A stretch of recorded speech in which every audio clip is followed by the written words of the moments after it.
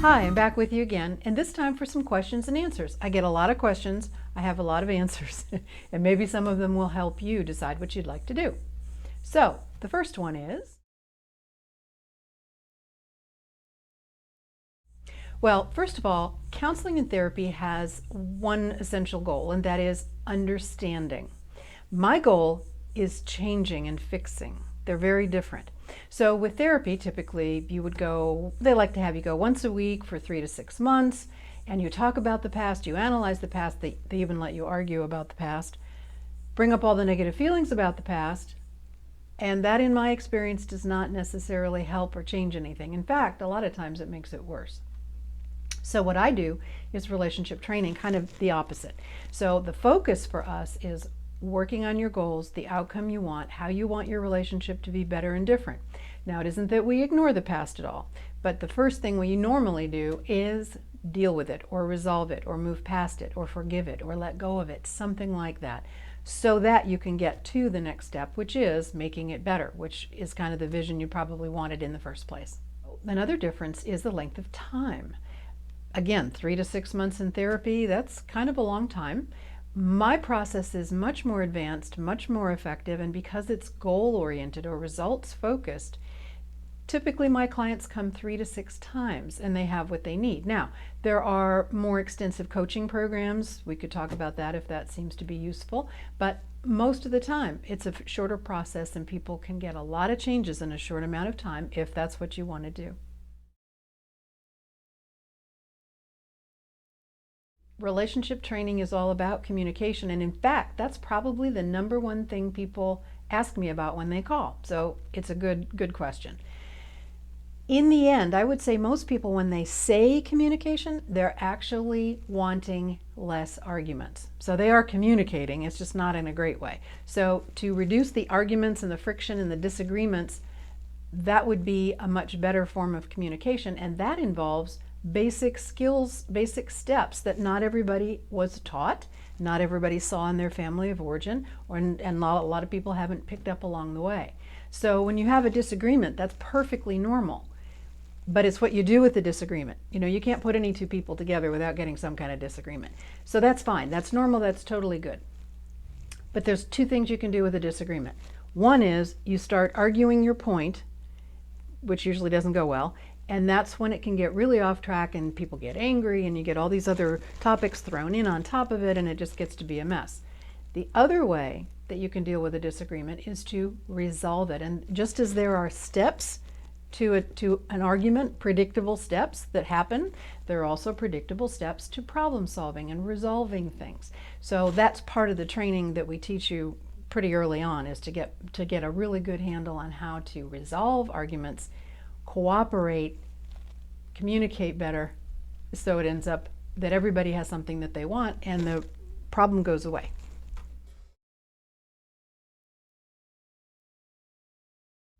Well, it always works. The thing is, the thing that would make it not work is if people didn't do what I told them or trained them or taught them how to do. These skills, these concepts, these new perceptions, these new ways of looking at things, these new ways of responding to things work great. They have for hundreds of years in some cases. So if they're not working, it's really only because the people haven't implemented them. And you know, not everybody that comes in is sincere about really changing and fixing things. There are sometimes other motives or alternatives that people want to get accomplished. So if you want to fix it, if you're sincere, this will work just fine and in a short amount of time.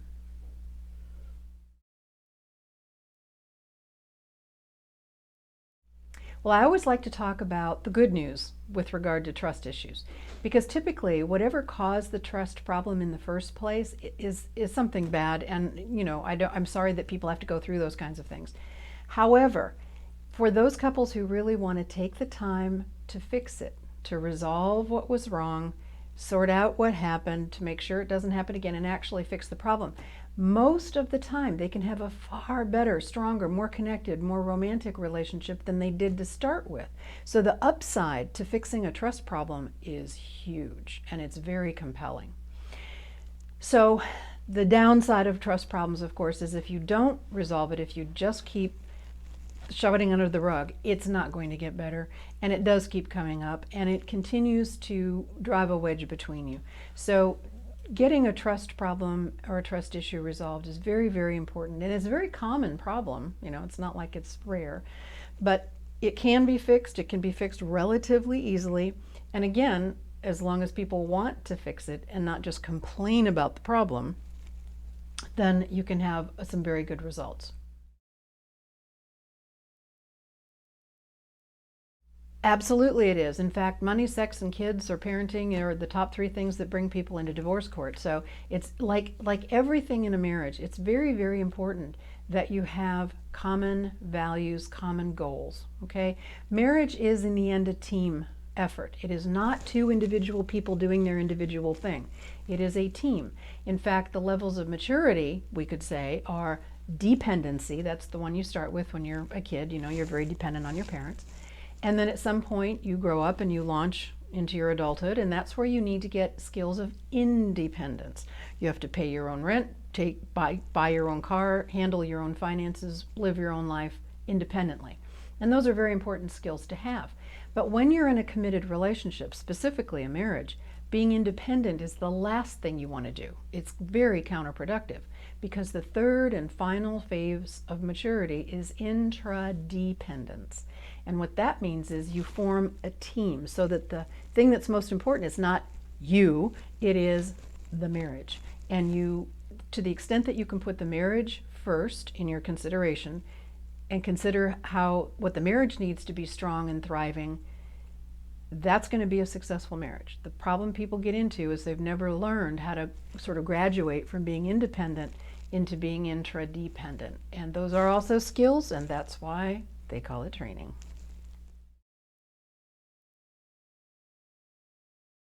No, you're very welcome to come in if you are just dating.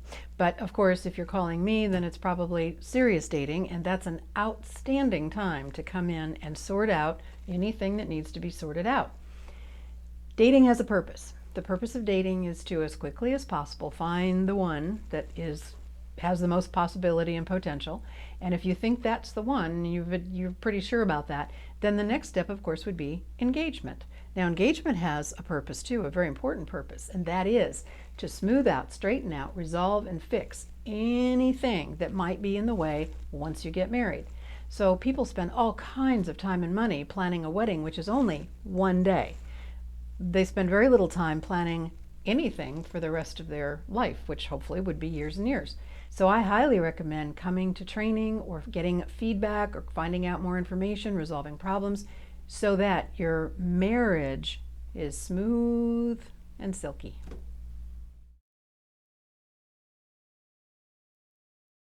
Well, the only way to figure that out for sure is to talk to me. That's the straight up answer for that. But you're right. The tendency of therapists and counselors is to side with or have a tremendous amount of bias for the woman, in my opinion. And I think that's inherently unfair. So the way I see this is I don't have a bias one way or the other. I understand men very well. I understand women very well. I call them like I see them. If you're needing to learn or change something, then I'm going to address that with you, and we're going to talk about it, and I'm going to give you some feedback.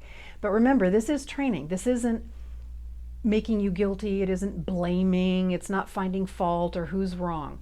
I actually don't even believe in right, wrong, good, bad, left, right, fair, unfair, or even true, untrue. I would rather have people focus on what is useful or not useful according to their goals and objectives.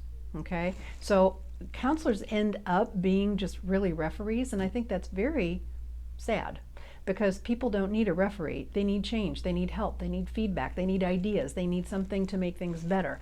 And some therapist sitting there saying, well, you're right and you're wrong, that doesn't accomplish that. So you're not going to hear me say right and wrong, good or bad. You're going to hear me talk about what you're doing or thinking or saying that's useful, and so in turn your partner, what they're saying is useful or not useful. And then we take it from there.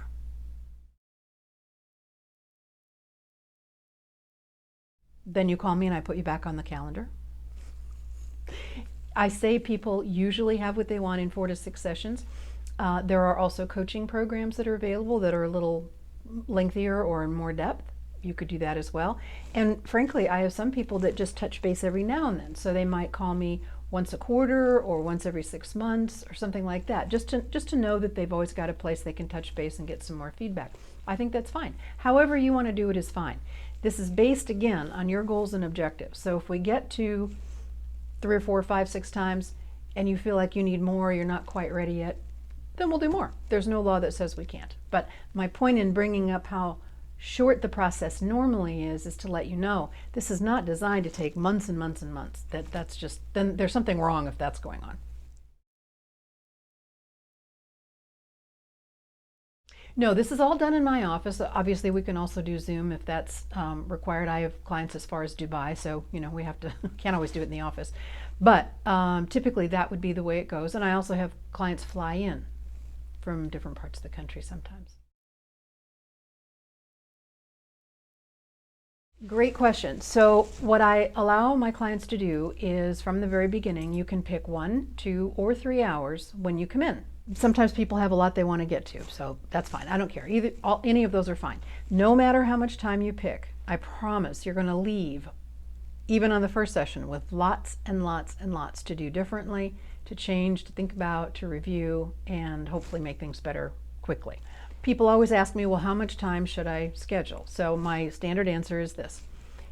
You'll find that 1 hour generally goes by very quickly. It really does. It kind of zooms by. For most people in the beginning who don't know me, haven't done this process before, are not so sure, 3 hours probably seems like kind of a lot, although I've had people do it and they really loved it and wouldn't have changed it. But it still seems, I think, like a lot for most people to start with. So I think most people end up starting with 2 hours just because it's sort of the middle ground. It's a nice leisurely amount of time. We're going to get to a lot of stuff, and I can't really think of any time anybody has said at the end of 45 minutes, well, I'm done. So typically they want more instead of less. So I think that would be fine. But again, whatever amount of time you pick is fine. I'll make sure that you have lots to take home and do differently.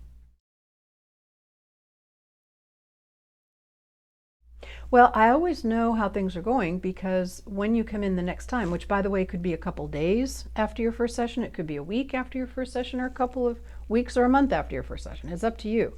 But when you come back, I try to make it clear that you need to come back having tried, done, explored, practiced, rehearsed things differently. So we have something to talk about and build on. Once in a great while, I'll say, okay, so how did it go this week? And I get deer in the headlights. Something went very wrong. But mostly you would want to make sure that you try and practice things, do things differently, experiment with what I give you, and we see what works and what needs to be adjusted as we go.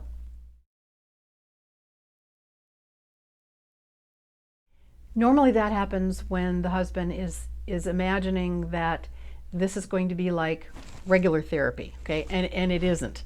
So guys really don't like to talk as much as women do, as a general rule, and they really don't like to talk about feelings, and that is their assumption usually when they express reservations about coming into doing something like this. They think they're just going to have to, spill their guts and cry and blow snot bubbles and all sorts of things, and that's just not true.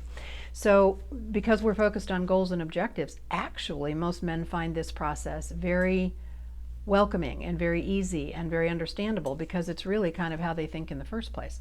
I don't want to focus on emotions. I want to focus on goals. In fact, one of the very first things I try and teach people is you do not have a feeling that is more important than your goals. Now, of course, you've got all kinds of goals. You've got health goals, financial goals, retirement goals, career goals, parenting goals, all sorts of goals, and they're all great. You do not have a feeling that's more important than your goals. So another big deviation that I have versus therapy is I really don't care how you feel. I care very much that you get the goals and objectives that you have. So because that's more in line probably with masculine thinking, most men who come in are very relieved that it's not going to be some torturous, emotional roller coaster. So again, I don't set appointments out, 14 in advance. You come in you make one appointment, you come in one time, see if it fits, see if you like it, see if it works. make sure everybody likes each other, and then you can decide what you want to do from there.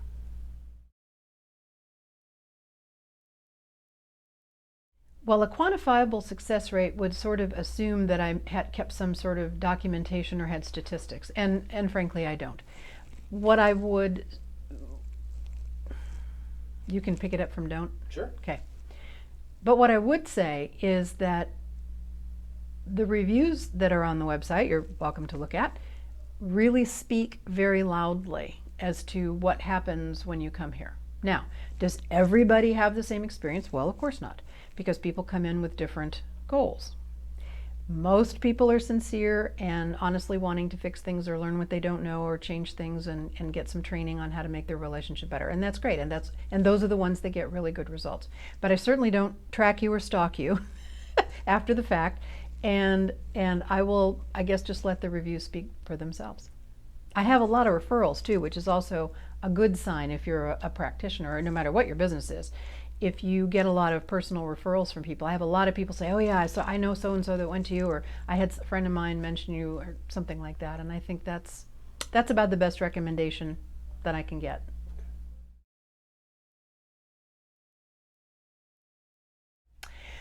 Well, I'm trying very hard to be semi-retired. So I am here Monday through Friday. I don't do weekends. And I start generally at 9 a.m. and I end, my last appointment I take is generally at 3.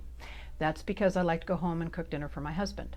So sometimes it's hard to schedule things when people have busy schedules or they don't get off work till whenever. But I kind of look at it like if you had a dentist appointment or a doctor's appointment or something, you know, you ask your boss, hey, can I leave a little early? And again, you're not going to be coming for months and months. This is usually a short-term thing. So hopefully that usually ends up working out for most people. Generally, you can get in pretty quickly. So I'm not one of those that's booked out for 2 months or something.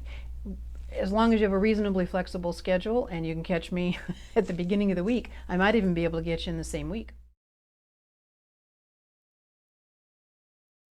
Yes, insurance covers it, but no, I don't take it. And there's a reason why. Other therapists will not tell you this for reasons unbeknownst to me. But the truth is, usually you can use your insurance all over town, and most all therapists will take it. The problem with that, though, is if you use insurance to pay for these kinds of services, you will be given a mental illness diagnosis, and that mental illness diagnosis stays a permanent part of your medical record. So in other words, even though the vast majority of people who come in for marriage work or training or relationship stuff are not mentally ill, that doesn't matter. The way that the structure of insurance works is you have to be given a mental illness diagnosis in order for the insurance company to pay the bill. And I think that's both wrong and creepy. And there are jobs, lots of jobs, where you really wouldn't want that on your record. So for that reason, and the reason that insurance companies are profoundly, horrifyingly difficult to work with, I don't. It'll be self-pay, and we can talk about that when you call.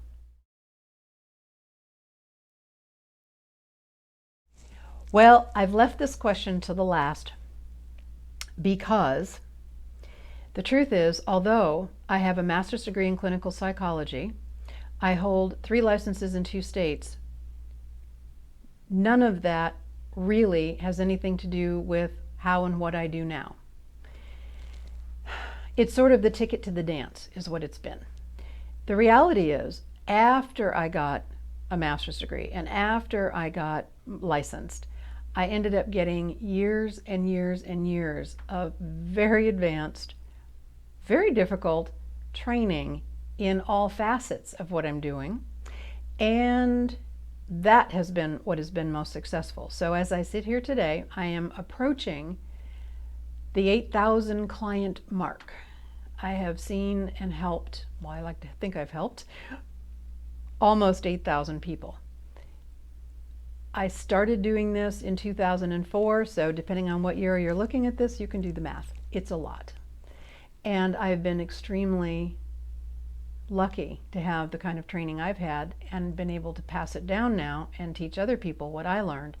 So the credentials that you would normally think of as important ended up to be practically irrelevant.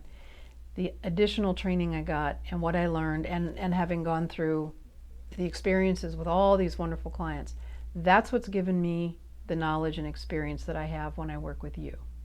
So again, I would just suggest that you look at the reviews to see how it works.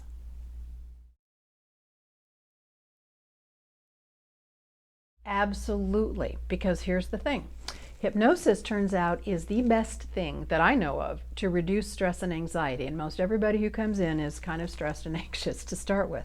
So relaxing the mind is a very powerful tool in the toolbox. It's not the only one, but it's a very powerful one. Plus, it's a whole lot of fun. Hypnosis is generally done in the coaching programs that I mentioned, sometimes ancillary to that, but in either case, it's a wonderful tool. We can use it for a lot of things, and it's just a real easy way to calm down and relax to get your goals met faster and easier. You'll notice a hypnosis tab on the website. If you click on that, it will give you all the information you ever wanted to know about hypnosis and then some. Basically, the facts are you need to know that hypnosis is not something done to you at all. It is something you do. You're in control of it the entire time, not the hypnotist.